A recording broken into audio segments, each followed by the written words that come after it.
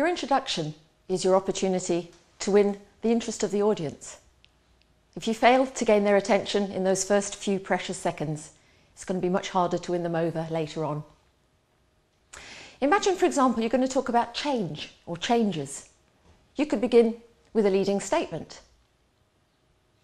One of the hardest things to change is a first impression. You could begin with a compelling statistic. Every one of you spent at least half an hour as a single cell.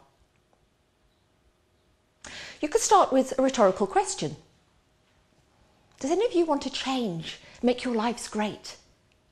How about the motivation? You can be extraordinary as soon as you want to be.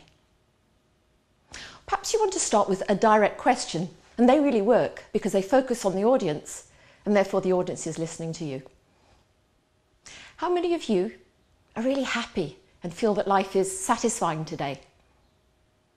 That too will pass. Perhaps you want to introduce an element of humour.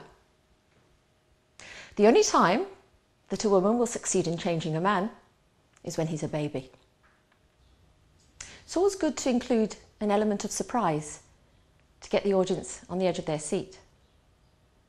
Perhaps you want to begin very simply with just time and place, like your favourite fairy tales began when you were a child.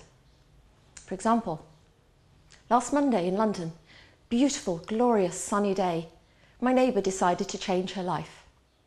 She jumped off the roof of her building. Or you might like to begin with a relevant quotation.